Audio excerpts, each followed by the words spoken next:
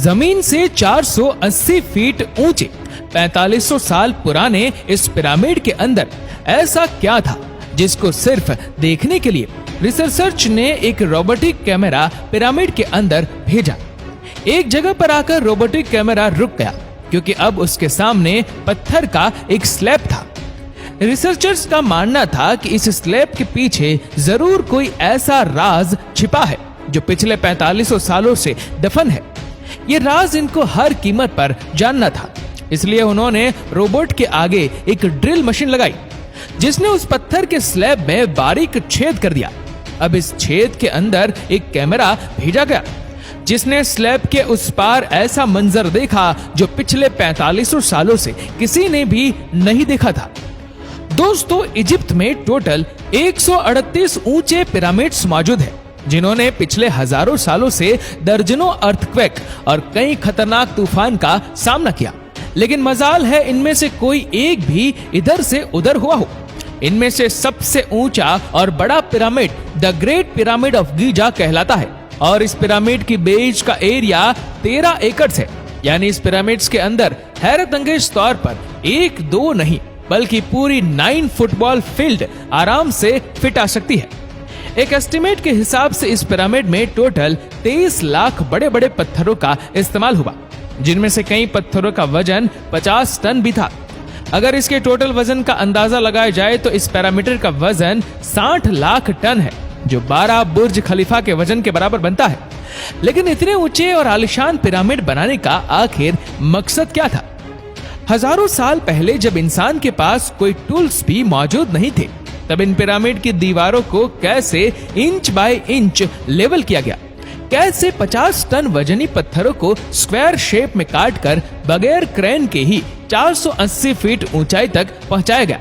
और इनको बनाने में ऐसे कौन से इंजीनियर्स का हाथ था जिन्होंने इन पिरामिड्स को अर्थक्वेक प्रूफ के साथ साथ इनकी तमाम साइड को एग्जैक्टली 51.5 डिग्री के एंगल पर सेट किया। ये सब आप जान सकेंगे आज की इस वीडियो में, तो आइए शुरू करते हैं। Challenge number 1। कई सदियों से मुख्तलिफ रिसर्च टीम इस पिरामिड्स कंस्ट्रक्शन टेक्निक जानने के लिए सिर पकड़कर बैठी थी कि आखिर इस पिरामिड की हर side exactly north, south, east और वेस्ट पर बगैर कंपास के कैसे सेट की गई होगी। कई एक्सपर्ट्स का मानना है कि उस टाइम के आर्किटेक्ट ने सबसे पहले ऐसी जमीन तलाश की होगी जो लाखों टन वजनी पत्थरों का वजन झेल सके, जिसके बाद ना कोई कंपास और ना ही कोई ऑप्टिकल इंस्ट्रूमेंट। सिर्फ इस बेसिक टेक्निक से हजारों साल पहले इस पिरामिड की डायरेक्शन सेट की गई होगी, और वह भी 0 एरर्स के साथ। Challenge number 2। अगला चैलेंज था जमीन को लेवल करने का। जिस 13 एकड़ की जमीन पर इस पिरामिड को बनना था, उसका लेवल थोड़ा सा भी आउट होता तो 23 लाख पत्थरों के इस पहाड़ का खड़ा होना बिल्कुल भी मुमकिन नहीं था। अब इस जमीन को लेवल करने के लिए उस टाइम के इंजीनियर के पास ना ही लेजर लेवलर था और ना ही पवन लेवलर।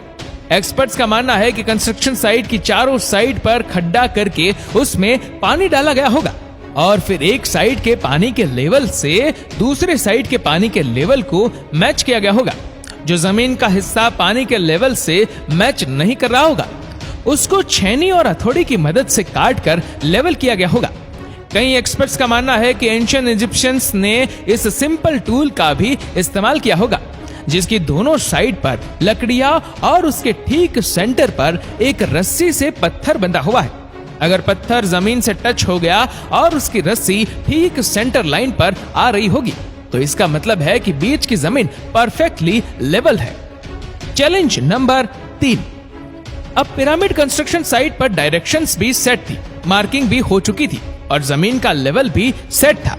अब बारी थी कंस्ट्रक्शन स्टार्ट करने की, जिसके लिए लाखों टन वजनी और बड़े पत्थर रिक्वायर्ड थे। लेकिन ये पत्थर काटने के लिए ना ही उनके पास ग्राइंडर थे और ना ही जैक हैमर। लेकिन फिर भी उन्होंने 50 टन वजनी पत्थर काटे भी और उनको स्क्वायर या रेक्टेंगल शेप भी दिया। लेकिन आखिर किसकी मदद से? जी हाँ, यही वह सिर्फ एक टूल था जिसकी मदद से पत्थरों को काटा गया।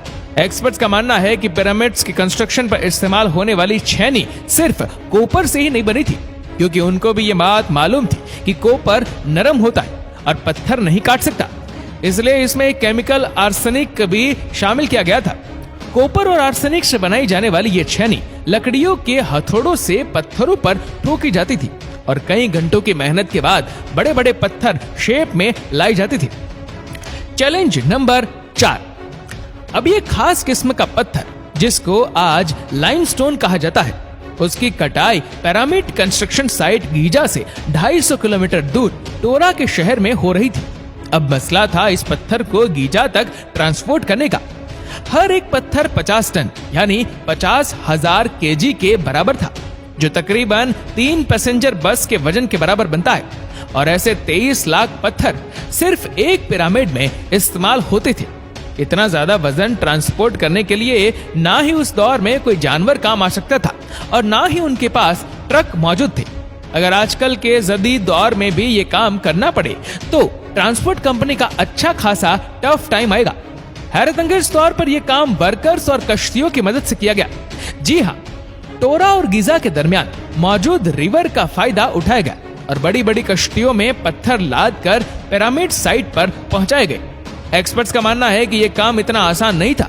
शिफ्ट में इतने बड़े पत्थर की लोडिंग और अनलोडिंग में कम से कम भी 500 मजदूरों की आर्मी एक ही वक्त में लगाई गई होंगी। Challenge number 5। जो एक्सपर्ट की टीम पिरामिड के कंस्ट्रक्शन पर रिसर्च कर रही थी, उनको अब अपने कई सवालों के जवाब मिल चुके थे, लेकिन एक बात उनको हर वक्त सता रही थी कि लाइमस्टोन कट भी गए, ट्रांसपोर्ट भी हो गए और कंस्ट्रक्शन के दौरान एक के ऊपर एक लगना भी शुरू हो गए। लेकिन मसला ये था कि पत्थर इतनी ऊंचाई तक आखिर पहुंचाए कैसे गए होंगे। कई एक्सपर्ट्स का मानना है कि पिरामिड के कंस्ट्रक्शन से पहले ही ये प्लान कर लिया गया था। या तो ये स्पाइरल ट्रैक के जरिए ऊपर गए होंगे या फिर जिगजैग तरीके से। लेकिन ये बात तो तय है कि 50,000 केजी के पत्थर ऊपर मजदूरों की आर्मी की मदद से ही खींच कर गए होंगे। Challenge number 6। दोस्तों, बात सिर्फ लाखों मजदूरों छेनी हथौड़े से लाइमस्टोन काटने और इतने बड़े पत्थरों को ट्रांसपोर्ट करने की ही नहीं थी। इस पिरामिड्स के अंदर कंपार्टमेंट, उनके अंदर जाने का रास्ता और कई छोटी छोटी सुरंगें भी बनाई गई थी। बाकी सब चीजें तो ठीक थी, लेकिन एक चीज एक्सपर्ट्स को हैरान कर गई और वो ये थी कि कंपार्टमेंट के अंदर जो पत्थर इस्तेमाल हुआ था वह लाइमस्टोन नहीं बल्कि ग्रेनाइट था। जी हाँ, ग्रेनाइट एक ऐसा पत्थर है जो डायमंड के बाद दुनिया का सबसे सख्त तरीन स्टोन माना जाता है। आजकल के मॉडल दौर में भी ग्रेनाइट बड़े बड़े मशीन की मदद के सिवा काटा ही नहीं जा सकता। दुनिया भर से कई आर्कियोलॉजिकल एक्सपर्ट्स को पिरामिड का विजिट भी करवाएगा, लेकिन किसी को भी इस बात का सुराग नहीं मिला कि 4500 साल पहले इजिप्शियन ने ग्रेनाइट जैसे ठोस पत्थर को इतनी सफाई से कैसे काटा था। आखिरकार कई सालों के बाद एक्सपर्ट्स ने इस मिस्ट्री को भी सॉल्व कर दिया। इजिप्शियंस ने ग्रेनाइट को इतनी सफाई से एक ऐसे आरे से काटा था जिसके दांत ही नहीं थे। जी हाँ, बगैर दांत वाले इस आरे के दोनों साइडों पर वजन डालकर इसको ग्रेनाइट पर चलाया जाता था और बीच में बजरी डाली जाती थी।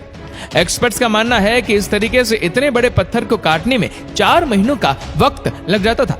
दोस्तों, आखिरकार पिरामिड बनाने का मकसद क्या था? इसको बनाने में कितने मजदूर एक ही वक्त में काम करते थे? और रोबोटिक कैमरा ने जब पिरामिड के अंदर पत्थर के स्लैब में सुराख किया तो उसके अंदर वो कौन सा मंजर देखा गया जो पिछले 4500 सालों से किसी ने भी नहीं देखा था? ये सब और इससे भी ज्यादा आप जान सकेंगे इस वीडियो के पार्ट नंबर 2 में।